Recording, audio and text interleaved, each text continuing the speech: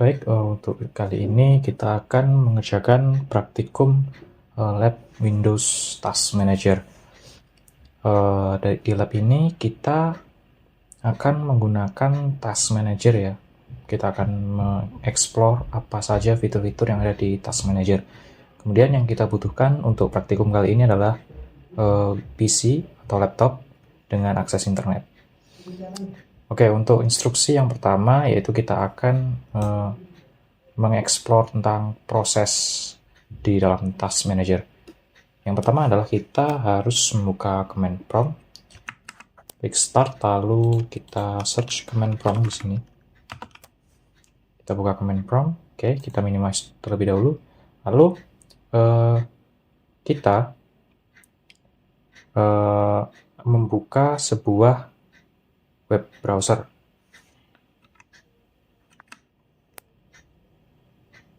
Misalkan di sini saya akan membuka Microsoft Edge. Oke, kita sudah membuka Microsoft Edge. Kemudian kita akan membuka yang namanya Task Manager. Nah, cara membuka Task Manager adalah kita bisa klik kanan, lalu Task Manager ya di taskbar bagian bawah sini kita bisa klik kanan, lalu ada opsi Task Manager, atau kita juga bisa tekan di keyboard kita Windows X, lalu pilih Task Manager, atau cara yang ketiga adalah kita bisa tekan Windows R, lalu kita ketikkan Task MGR, atau kita juga bisa dengan menggunakan Ctrl Alt Del, maka kita juga bisa memilih Task Manager. Di sini saya akan memakai Windows R. Nah, ini adalah tampilan dari sebuah Task Manager ya. Jadi di sini ada aplikasi yang sedang berjalan di komputer kita. Ada Google Chrome yang saya pakai, kemudian ada Microsoft Edge yang tadi kita buka, kemudian ada Task Manager itu sendiri, ada terminal, dan OBS ini saya gunakan untuk merekam layar. Kemudian instruksi selanjutnya adalah kita akan melihat si CMD ini. Caranya adalah kita cari yang namanya, di sini ada Windows Command Processor ya. Ada Windows Command Processor. Kita cari di Task Manager Windows Command Processor. Nah, ini dia. Dia termasuk background process ya. Jadi Windows Command Processor ini. Kemudian kalau kita klik di garis 3 ini, lalu kita ke details, Windows Command Processor ini adalah sebenarnya CMD atau command prompt kita tadi. Kalau kita expand, maka description dia adalah Windows Command Processor. Maka kita bisa menjawab pertanyaan di lab ini yang pertama, what is list under this heading? Jawabannya adalah command prompt. Kemudian ada 3 kategori proses di tab proses ini ya. Saya silang dulu. Baik, ada 3 kategori proses. Yang pertama ada apps, yang kedua ada background process, kemudian yang ketiga di sini ada Windows process. Nah, lalu apa bedanya dari ketiga proses tersebut? Apps atau aplikasi itu adalah aplikasi yang sudah kita buka atau sedang kita buka di komputer kita, seperti Microsoft Edge, Task Manager, Windows Command Processor atau CMD tadi. Lalu background process adalah proses yang dieksekusi di balik layar atau di belakang aplikasi yang sedang kita buka. Kemudian ada Windows process. Windows process itu adalah services dari Microsoft Windows yang dia run di balik layar juga. Kemudian di sini instruksi yang selanjutnya adalah kita akan coba untuk kembali ke Task Manager, lalu kita cari console Windows House ini. Kemudian kita klik kanan dan kita pilih Properties. Kita lihat di sini dia details ya. merupakan original file name-nya adalah conhost.exe. Kemudian lokasinya dia berada di C Windows System 32. Maka kita bisa menjawab pertanyaan lab kita ini, what is the location of this file name and location of this process? Jawabannya adalah the associated file name is conhost.exe. Jadi nama file name-nya adalah conhost.exe and it is located in, dan dia berlokasi di C Windows System 32. Ada di folder ini ya. Coba kita cek lagi, ya benar ya. Dari C Windows System 32. Oke. Kemudian kita bisa tutup command prompt kita. Nah, ketika kita tutup command prompt kita, tadi kita bisa lihat bahwa di apps, di sini ada terminal atau command prompt. Namun setelah kita tutup, di sini sudah menghilang dari list apps ini. Maka kita bisa menjawab di pertanyaan lab ini, what happens to Windows command processor and console window host when the command prompt window is closed? Jawabannya adalah the associated process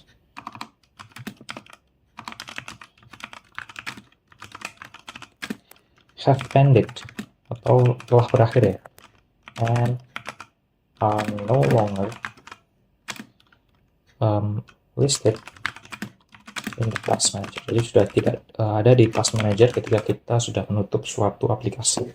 Kemudian instruksi selanjutnya yaitu kita bisa klik di memory heading ini namanya heading ya. Kemudian ada memory heading, kita klik, maka yang terjadi adalah dia akan mengurutkan penggunaan memori mulai dari yang paling besar hingga yang paling kecil. Proses mana yang menggunakan memori paling besar diurutkan hingga sampai yang paling kecil. Kemudian ketika kita klik lagi, maka yang terjadi adalah sebaliknya, kita akan mendapatkan urutan dari proses yang memiliki penggunaan memori yang paling kecil hingga yang paling besar di paling bawah. Seperti ini. Maka kita bisa menjawab untuk pertanyaan lab ini, what effect does this have on the columns? Jawabannya adalah clicking the memory heading causes process to be sorted by the amount of memory each process is using. Jadi ketika kita klik memory heading tadi, maka kita akan langsung dapat urutan mana proses yang menggunakan memori yang paling besar hingga yang paling kecil. Dan each time we click the memory heading, it reverse the order. Jadi ketika kita klik lagi memory heading, maka yang terjadi adalah kebalikannya. Sebaliknya, diurutkan dari yang paling kecil hingga yang paling besar. Begitu juga ketika klik lagi, maka diurutkan menjadi dari yang paling besar hingga yang paling kecil. Oke, selanjutnya kita bisa klik kanan di memory heading tadi, lalu kita pilih resource values, kemudian memory, lalu klik persen. Nah, yang terjadi adalah tampilan yang tadinya berupa values atau dalam bentuk nilai ya, sekarang kita mendapatkan tampilan dalam bentuk persentase. Oke, maka jawabannya untuk lab ini, what effect does this have on the memory column? Jawabannya adalah the column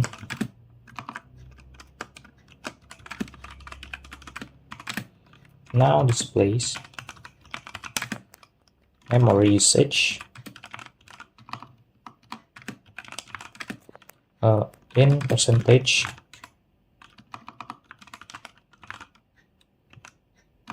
values. Lalu pertanyaan kedua, how could this be useful? Kenapa ini bisa berguna? Jadi sebenarnya dalam kita menampilkan ini dalam bentuk persentase itu berguna karena administrator itu bisa menentukan mana service atau ini ya proses yang memakan memori paling banyak dan juga memakan memori paling sedikit. Dalam bentuk persentase kita akan lebih mudah dalam menentukan mana yang menggunakan yang paling banyak, mana menggunakan yang paling sedikit. Seperti itu. Jadi jawabannya adalah displaying process in this way can assist an administrator in determining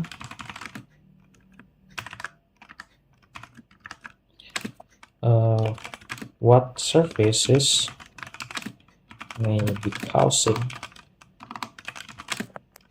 memory issues by showing how much available memory is being used by each service. Oke. Lalu selanjutnya ketika di Task Manager kita klik name heading. Name. Kemudian misal kita klik ini ya. Misal saya akan membuka file Explorer ini. Saya minimize dulu. Nah, di sini akan muncul Windows Explorer. Ya, ketika saya double klik di Home, maka yang terjadi adalah kita diarahkan langsung ke tampilan Home Explorer kita. Lalu kemudian kita bisa menjawab untuk pertanyaan ini ketika kita double klik ke suatu aplikasi ya, maka yang terjadi adalah kalau di sini misal kita pakai contoh Microsoft Edge, maka yang muncul adalah window dari Microsoft Edge itu sendiri. Maka jawabannya adalah new window becomes activated and the Task Manager is minimized. Oke, selanjutnya kita kembali ke Task Manager. Ketika kita klik kanan di misalnya di sini ya, browser ini, kita klik kanan, lalu kita enter, yang terjadi adalah hilang Microsoft Edge kita. Jadi jawabannya adalah what happens to the web browser windows? Jawabannya adalah all Microsoft Edge windows are closed. Jadi end task ini fungsinya adalah untuk menutup semua proses atau mengakhiri semua proses yang terjadi di komputer kita terkait dengan aplikasi tersebut. Baik, selanjutnya kita akan melakukan praktek terkait dengan services tab. Oke, selanjutnya kita akan working in the services tab. Jadi langkah-langkahnya yaitu kita buka Task Manager kita, lalu kita klik garis 3 di sini. Nah, di sini kita pilih services, kita klik, dan di sini akan jadi tampilannya seperti ini. Ada name, ada PID atau process ID, ada description, status, dan group. Lalu pertanyaan untuk lab ini adalah what status is our list? Jadi di status ini itu terdiri atas stop running artinya adalah service apa yang berhenti dan service apa yang sedang running. Jadi jawabannya adalah stop and running. Oke, yang ketiga adalah kita akan working dengan performance tab. Baik, selanjutnya adalah kita akan explore performance tab ya. Jadi pertama kita akan buka Task Manager, lalu klik garis 3 di sini. Di sini ada performance, kita pilih performance. Nah, di sini ada berapa informasi mengenai CPU, memori, disk, WiFi, GPU. Ada 2 di GPU di sini. Kemudian di CPU ini, bagian CPU ini kita bisa lihat ada banyak informasi yang bisa kita ketahui ya.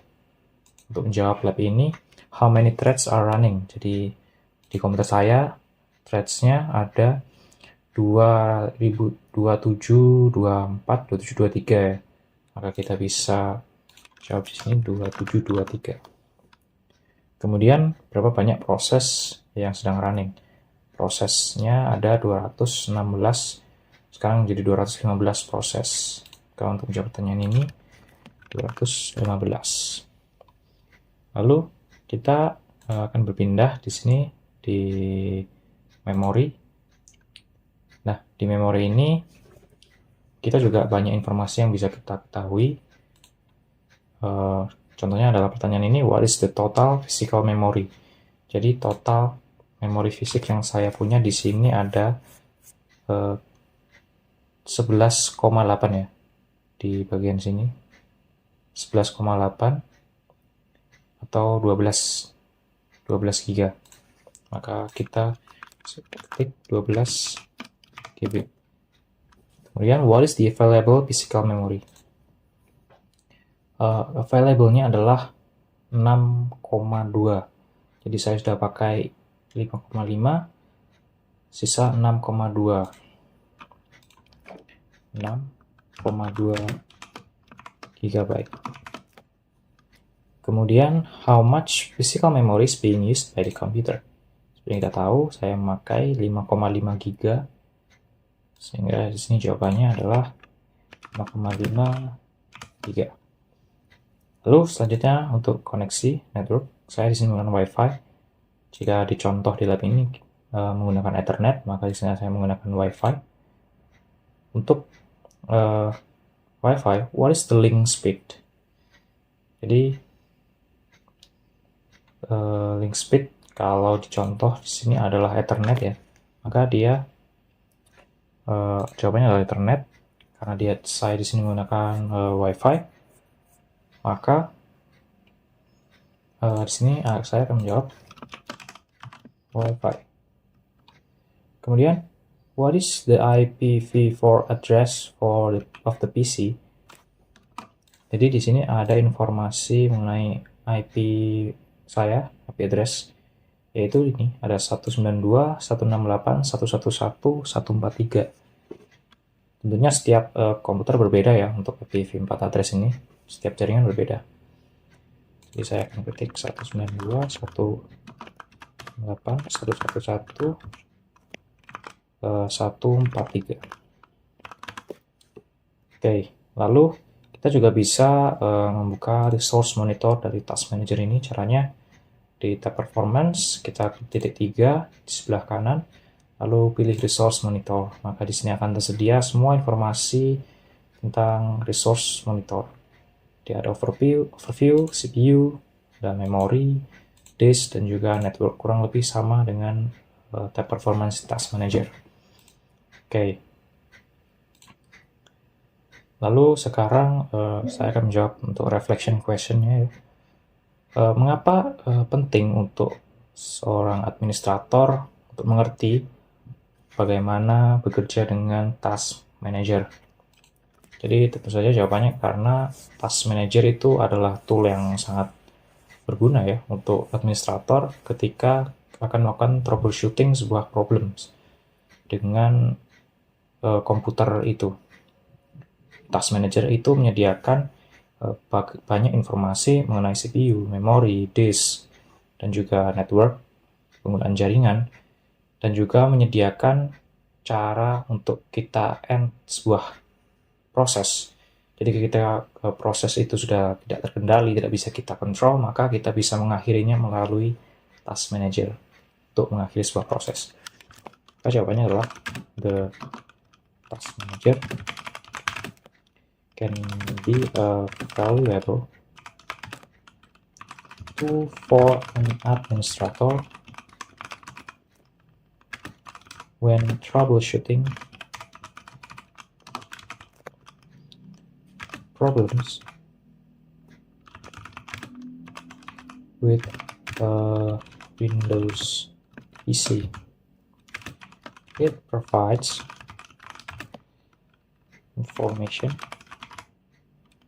about CPU, disk, memory, network usage.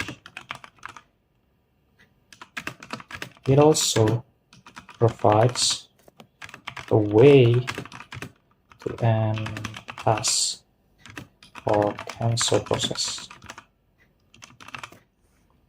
Baik, oke, itu adalah pertanyaan refleksi jawabannya.